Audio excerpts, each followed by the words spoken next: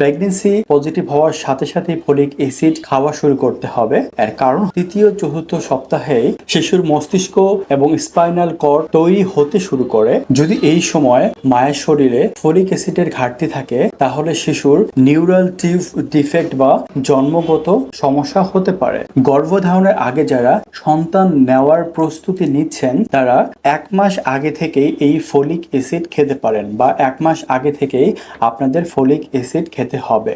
অনেক সময় দেখা যায় কম্বাইন থেরাপি, মানে একটা ট্যাবলেটের মধ্যে থাকে folic acid plus vitamin B12। এটা দেওয়ার কারণ হলো যদি B12 এর পরিমাণ শরীরের মধ্যে কম থাকে তাহলে ফলিক অ্যাসিডের শোষণ ক্ষমতা কমে যায়, অর্থাৎ ফলিক অ্যাসিড ভালো মতো কাজ করে না। তাই প্রতিদিন একটি করে ফলিক অ্যাসিড ট্যাবলেট খেতে হবে। চলুন এখন জেনে নেই কোন কোন খাবারে এই ফলিক অ্যাসিড পাওয়া যায়।